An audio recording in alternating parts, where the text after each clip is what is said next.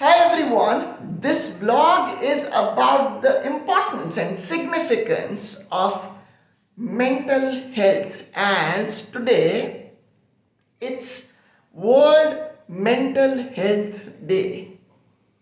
When we talk about mental health, it is one of the most important factors of human evolution because, first point, because we have mental health, and second, if at all we want to learn, if at all we want to adapt, if at all we want to grow, if at all we want to change, and if at all we want to evolve in a better version of ourselves than to what we are today, we need to work on our mental health or on our mentality. When we talk about mentality and mental health, it depends on couple of bullet points. There can be many, I'll just name them few. First is information, second is perceptions, perspectives is the third, fourth is belief systems, fifth is attitude and approaches, and many more as I said, but these are the few to give an idea. When we talk about mentality, anything and everything under the sun can come under the spectrum of defining mentality, because mentality functions in a certain reference of subjects and titles, and it may differ from person to person.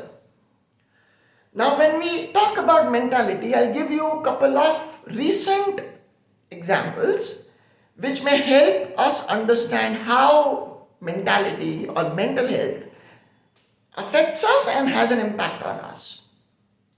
We recently paved through the pleasure of celebrating Navratri and Vijayadashmi, which is a victory day. Now we have coined both the festivals, and the way we approach them, the way we have our mentality towards them in a convenient way. So we have coined it in a convenient way, which is completely fine.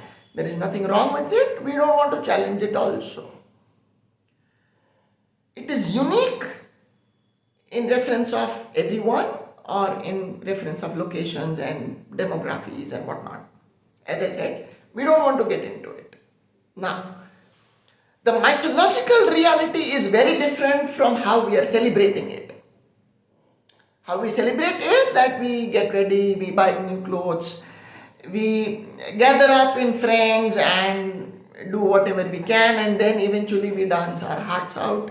Certain people do fastings and certain people clean their houses and whatnot. So again, there is a long list of what we do in Navratri and in Vijayadashmi, where we burn the evil or we burn the bad, and that is how it goes. But the mythological reality is, people can Google it, people can feel free to do that, but as far as I am concerned, my view of the mythological reality is that Navratri was actually a war time. Nobody was dancing out there. Nobody was fasting out there. Nobody was buying clothes. Nobody was thinking about their time schedules. Nobody was thinking about their self-image or future prospects of settling down in life, financially, economically, socially, the socio-economic structure and the society. Excuse me? Nobody was doing that. In Navratri, goddess Durga was fighting Mahishasur. It was a time of war, by the way. The feminine dimensions of the divine, which is goddess Durga, was fighting Mahishasur so that good can prevail, mankind can prevail, life can prevail. Other feminine dimensions of the divine were helping Lord Ram face the battle and win the battle against Ravan. That is why, if we listen to the worshipping songs of goddess Durga, there are words and stanzas which have words where it indicates that feminine dimensions of the divine helped both these battles against Mahishasur and against Ravan.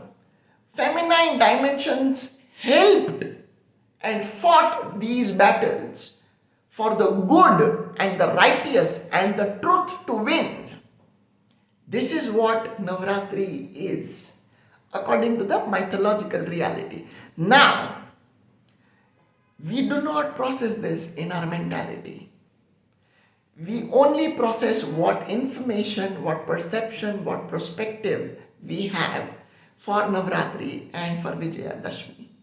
Actually, Vijayadashmi is winning over the negative dimensions of ourselves which influence us in an unconscious way. We are not here trying to say that we do not have a darker side. Everything has a brighter and a darker side, which is also psychologically proven that everything will have a shadow, which will have a light. Right. So, here we are not saying that we should not have a darker side. Everything we do will always have a darker or a shadow area. But the point is that we should be alert, attentive, aware about it. But when will we become alert and attentive about it? When we open our mentality. Mentality and mind, they only work when they open and close in a mindful way. If they stay only open, then there is no use. If they stay only closed, then there is no use. This is how mentality affects us and has an impact. Now reflect and self-observe. Hope you find meaning. Take care.